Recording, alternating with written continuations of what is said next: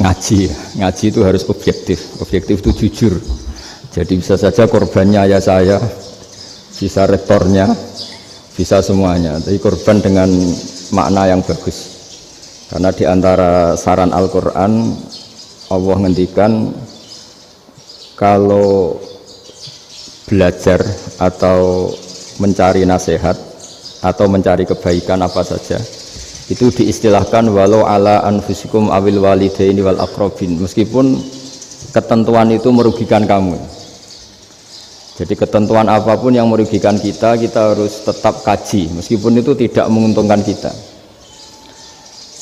Karena banyak problem, mulai dulu sebenarnya problem itu orang yang wakam da'in yadda'i annahu da'a ilallah tapi hakikatnya yad'u ila nafsi. Jadi banyak da'i yang mengklaim dirinya mengajak ke Allah dan Rasul tapi sebetulnya hakikatnya mengajak ke kelompoknya sendiri.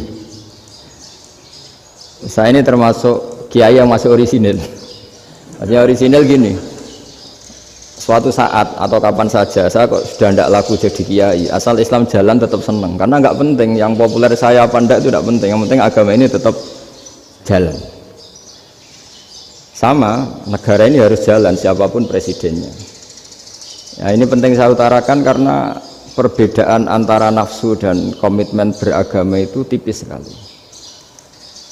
Sehingga dulu pernah ada cerita, ini bukti keadilan Rasulullah SAW. Pernah suatu saat Nabi itu ngaji, yang ngaji seperti ini.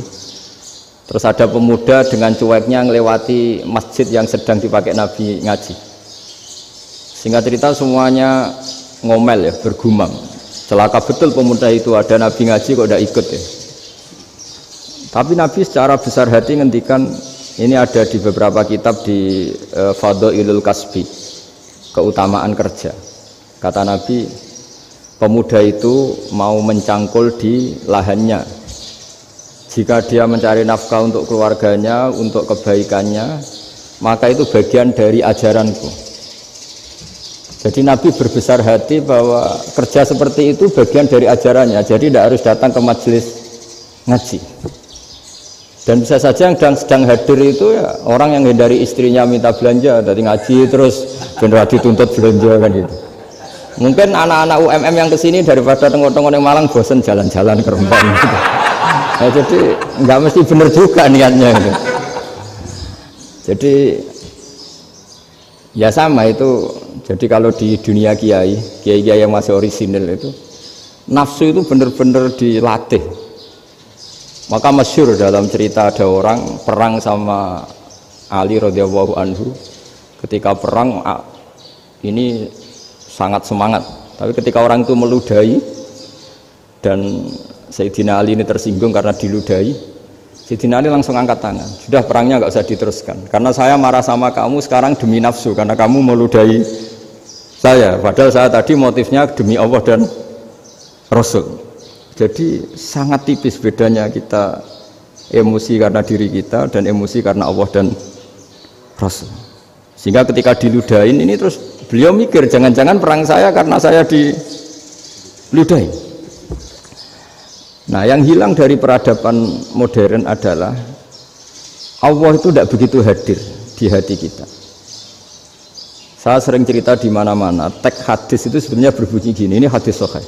Mangka na yu'minu billahi wal yaumil akhir fal yukrim jarohu. Ada yang fal yukrim jarohu doifahu, ada yang fal yakul khairan aw yasmut.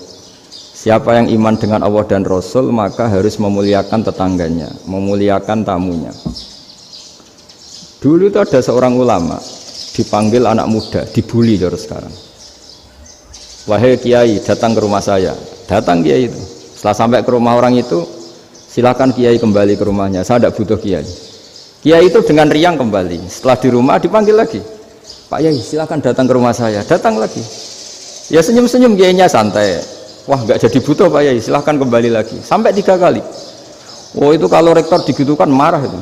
Dosen marah. Kiainya santai. Santai, senyum-senyum, rileks. Ketika ditanya, kenapa Pak Yai tidak tersinggung? Jawabannya unik. Anak muda, saya ini senang sekali nuruti perintah Allah, disuruh menghormati tetangga. Sehingga ketika Anda manggil ya saya datang. Ketika Anda nyuruh pulang ya saya pulang, saya senang sekali nyenang kantongku. Dan itu perintah Allah, jadi tidak ada hubungannya dengan kamu.